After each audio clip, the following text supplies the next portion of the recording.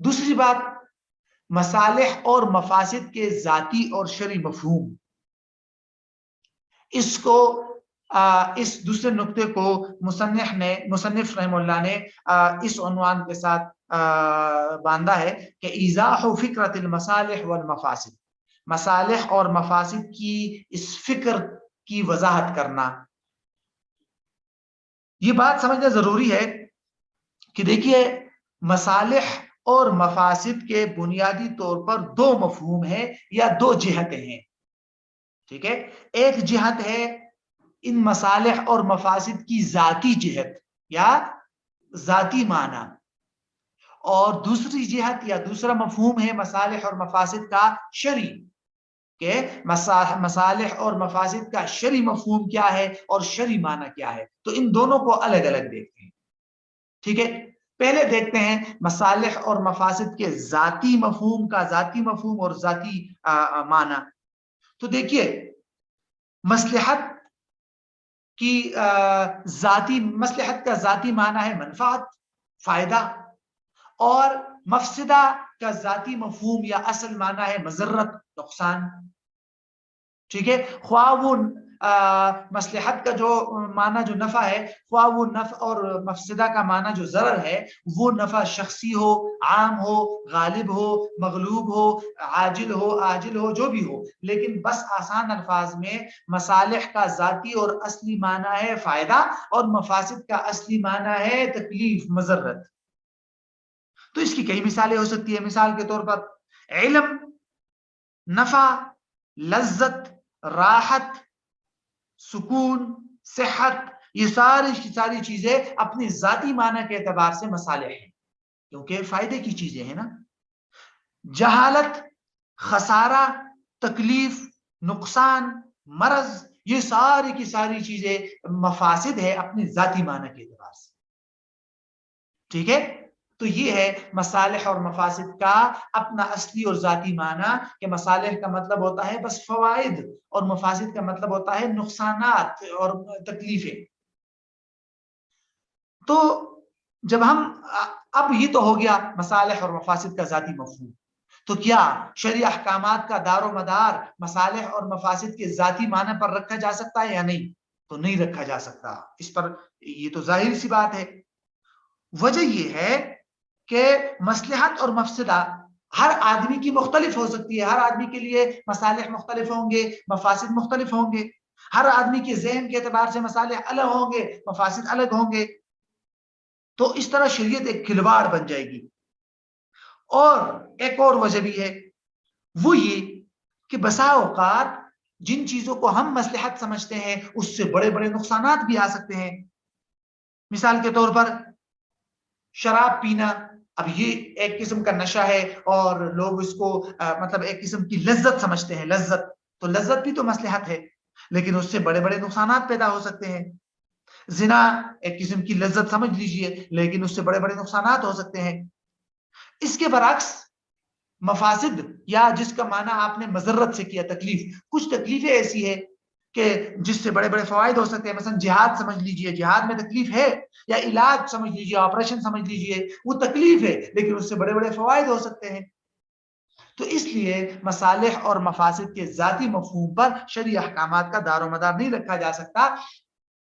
शरई अहकामात के लिए मसालिह और मफासिद का एक अलग मेयार होना जरूरी है, एक अलग मफहूम होना जरूरी है, जिस पर शरई अहकामात की दारोमदार रखा जा सके। वो है मसालिह और मफासिद का शरई मफहूम। ये नंबर 2 में जो अब हम पढ़ेंगे इसको।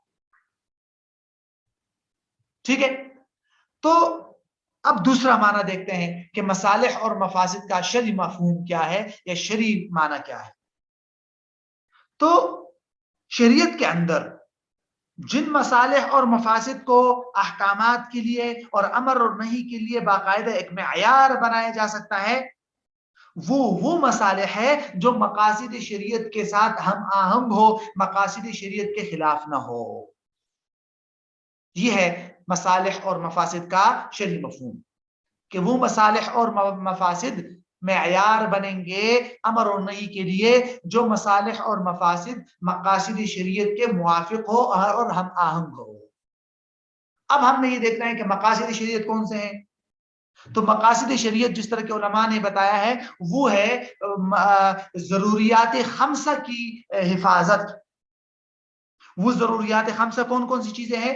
دین، نفس، عقل، نسل اور مال. ٹھیک ہے، تو ان کو ضروریات خمسہ کہا جاتا ہے کہ ان کا تحفظ جو ہے، تو لہٰذا جن مصالح اور مفاسد میں ان چیزوں کا تحفظ ہوگا، ان 5 ضروریات خمسہ کا، تو وہ مصالح اور مفاسد شرعاً معتبر ہے. اور جن مصالح اور مفاسد میں ان کا تحفظ نہ ہو رہا ہو، کسی نہ کسی اعتبار سے ان کے ساتھ ٹکراؤ ہو رہا ہو، تو وہ مصالح اور مفاسد شرعی اعتبار سے معتبر نہیں ہے. ٹھیک ہے، یہ تو ہو گیا مصالح اور مفاسد کا شرعی مفہوم. اس کے بعد پھر مصنف نے شریعت کے مقاصد کی یہ 3 کیٹیگریاں بتائی ہے جو عمومی طور پر مقاصد شریعت کی اکثر کتابوں میں ملتی ہے: ضروریات، حاجیات اور تحسینیات. یعنی یہ جو ارکان خمسہ ہے یا ضروریات خمسہ ہے، ٹھیک ہے، تو یا مقاصد شریعت ہے، تو اس کا تحفظ جن مصالح سے ہوگا ان مصالح کی علماء نے 3 اقسام بتائی ہے. ایک ضروریات، نمبر 2 حاجیات، اور نمبر 3 جس کو مکملات یا تکمیلیات یا کمالیات یا تحسینیات کا نام دیا ہے. ضروریات کا کیا مفہوم ہوگا؟ ضروریات وہ امور ہے جن پر یہ مقاصد خمسہ جو ہے، یہ جو ضروریات خمسہ ہے، ان کا دار و مدار ہو اور یہ موقوف ہو، کہ جن امور کی وجہ سے ان 5 چیزوں کا تحفظ ہو رہا ہو، اگر ان امور کی رعایت نہیں رکھیں گے تو ان 5 چیزوں میں خلل آتا ہو، تو اس کو کہتے ہیں ضروریات. ٹھیک ہے، تو اسی لیے پھر بہت سارے شریعت نے عبادات جو ہے مشروع کی ہے تاکہ دین کی حفاظت ہو. شریعت نے کھانے پینے کو بلکہ لازم کر دیا ہے، کھانے پینے کو واجب قرار دیا تاکہ نفس کی حفاظت ہو. شراب کو حرام قرار دیا تاکہ عقل کی حفاظت ہو. تمام مطلب نشاور چیزوں کو حرام قرار دیا. زنا کو حرام قرار دیا، نسل کی حفاظت ہو. چوری وغیرہ کو حرام قرار دیا تاکہ، اور اس طرح سزاؤں کو مقرر کر دیا تاکہ مال کی حفاظت ہو. تو یہ سارے کے سارے جو امور ہے یہ ضروریات کہلاتے ہیں، جن پر یہ ضروریات خمسہ کا دار و مدار ہو اور یہ موقوف ہو. اور یہ بنیادی اساس ہے اور سب سے اول درجہ ضروریات کا. دوسرا ہے پھر حاجیات کا. حاجیات کس کو کہتے ہیں؟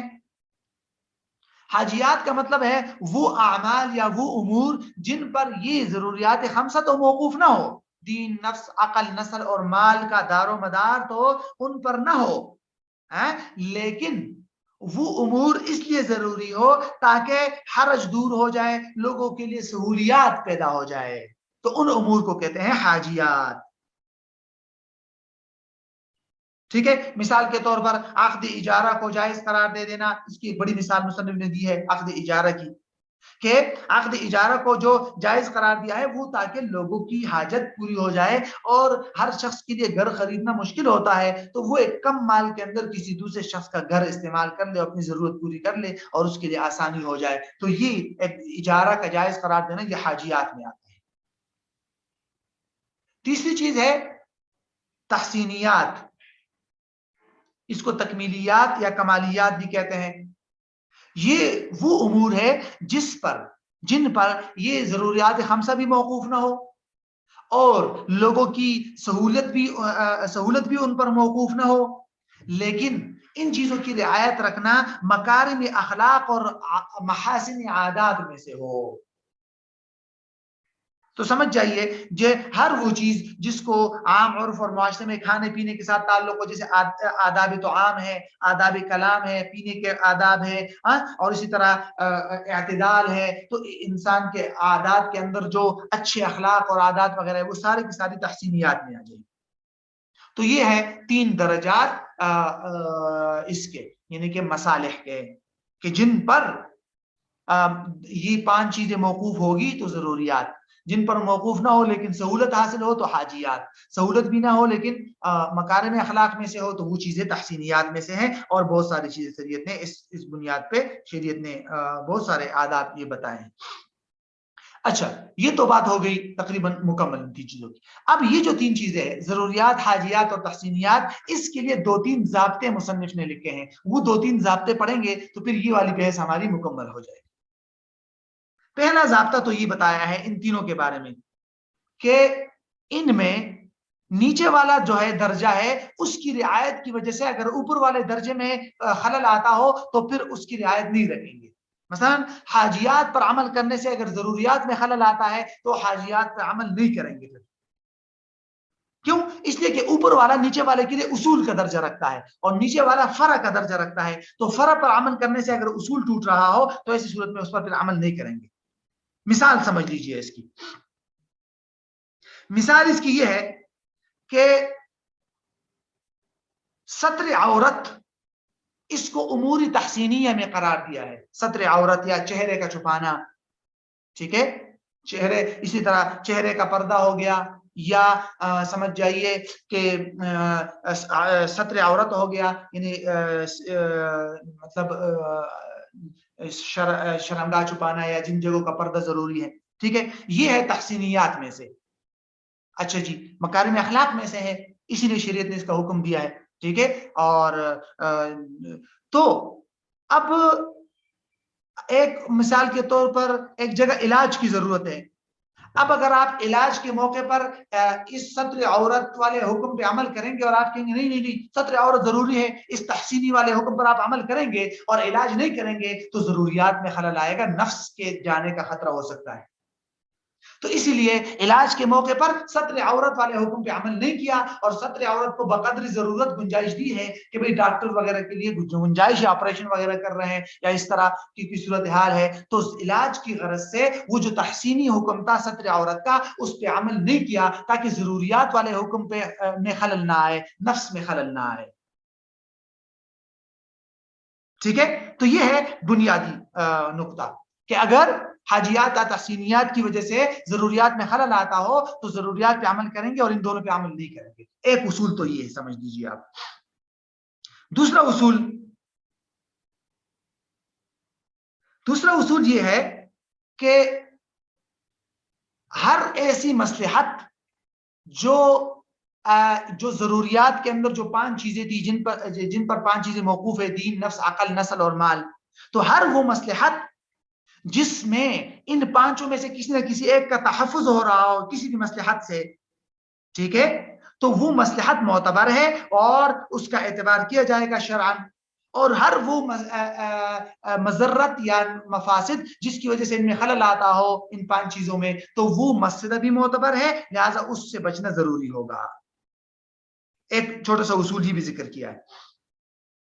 لیکن اس کے ساتھ ساتھ یہ ایک اور اصول ہے وہ بہت ضروری ہے، وہ یہ کہ یہ جو تحسینیات یا حاجیات ہے ان کے اندر شریعت کے جو احکامات ہوں گے وہ حاجت اور تحسین کو مد نظر رکھ کر حکم آتا ہے. بسا اوقات تحسینیات کا حکم محض مستحب ہوگا، بسا اوقات فرض بھی ہو سکتا ہے. تحسینیات والا حکم ضروری نہیں ہے کہ صرف ضروریات والا حکم جو ہے فرائض میں آئے گا، حاجیات والا مستحبات میں آئے گا، نہیں. یہ جو کیٹیگریاں ہے یہ صرف اس اعتبار سے ہیں کہ تحسینیات مثلا وہ امور ہوتے ہیں جس کا تعلق مکارم اخلاق کے ساتھ ہے، لیکن ان کے اندر بھی بسا اوقات چونکہ اس امر کی تحسین کا مطالبہ اتنا سخت ہوتا ہے کہ وہ حکم فرض کے درجے میں چلا جاتا ہے. جیسے ستر عورت ہے، ابھی مثال ہم نے پڑھی، ٹھیک ہے، ابھی ہم نے پڑھی ستر عورت فرض کے درجے میں ہے لیکن ہے تحسینیات میں سے. اور بسا اوقات وہ مستحب ہوگا جیسے کہ آداب طعام اور کھانے پینے کے آداب، گفتگو کے آداب، وہ مستحبات میں سے آئے گا. تو کسی چیز کا تحسینیات میں سے ہونا صرف اس اعتبار سے ہوتا ہے کہ بھئی اس پر یہ پانچ چیزیں موقوف نہیں ہوتی، مثلا دین، نفس، عقل، نسل، اور معاشرے میں اگر لوگ اس پہ عمل نہ کرے تو مطلب اس پر معاشرہ جو ہے وہ خراب نہیں ہوتا. لیکن چونکہ تحسینیات کا تقاضا ہوتا ہے تو اس لیے شریعت نے اس کا اعتبار کیا ہے، تو بسا اوقات اس کا چونکہ تقاضا بہت سخت ہوتا ہے تو شریعت اس کو فرض کے درجے میں ڈال دیتا ہے. تو یہ بھی ایک اصول ہے. ٹھیک ہے، آخری اصول یہ ہے کہ کل امر فیہ جہتا نفع و ضرر والعبرۃ شرعا للغالب. یہ اصول ہے کہ ہر وہ امر یا ہر وہ معاملہ جس میں دونوں سائڈ موجود ہو، دونوں اطراف موجود ہو، نفع بھی اور ضرر بھی، تو وہاں پر غالب کا اعتبار کیا جائے گا اور اسی بنیاد پر حکم لگے گا. یعنی بسا اوقات ایسا ہو سکتا ہے کہ ایک معاملہ ہے، اس کی ایک جانب جو ہے وہ نفع کا تقاضا کر رہا ہے اور دوسری جانب جو ہے وہ مفسدہ کا تقاضا کر رہا ہے. تو ایسی صورت میں کیا ہم اس معاملے کو ممنوع قرار دے کہ بھئی اس میں مفسدہ ہے، یا ہم اس معاملے کو جائز قرار دے، ضروری قرار دے کہ بھئی اس میں مصلحت ہے؟ تو کیا کیا جائے گا ایسی صورت میں؟ تو فرماتے ہیں کہ ایسی صورت میں غالب جہت کو دیکھیں گے. اگر مصلحت اس میں زیادہ راجح اور غالب ہے تو ہم اس حکم کا حکم کریں گے اس معاملے کا کہ بھئی جائز ہے، اور اگر اس میں مفسدہ غالب ہے، خرابی غالب ہے، تو اس خرابی کی بنیاد پر اس کو منع کیا جائے گا. ٹھیک ہے؟ تو جہاں مصلحت راجح ہوگی وہاں مفسدہ ایسا ہوگا جیسے کہ آپ اپنے مقصود کی طرف جا رہے ہیں اور راستے میں کانٹے آ رہے ہیں، تو ان کانٹوں کو آپ اگنور کریں گے اور مقصد کو دیکھیں گے، مصلحت کو. لیکن اگر مفسدہ غالب ہے اور مصلحت کم ہے تو پھر اس مصلحت کو آپ مادی نفع سمجھ لیجئے، عام وقتی لذت سمجھ لیجئے. اصل مقصد ہوتا ہے کسی بڑے نقصان سے خود کو بچانا. تو اسی لیے شریعت نے غالب کا اعتبار کیا ہے. تو یہ بھی ایک ضابطہ ہے. تو بہرحال یہ دوسرے نقطے کا خلاصہ ہوا کہ مصالح اور مفاسد کے ذاتی اور شرعی مفہوم کیا ہے، پھر مصالح کی جو 3 کیٹیگری ہے، ضروریات، حاجیات، تحسینیات، ان کا مفہوم کیا ہے، اور ان سے متعلق 2-3 ضابطے.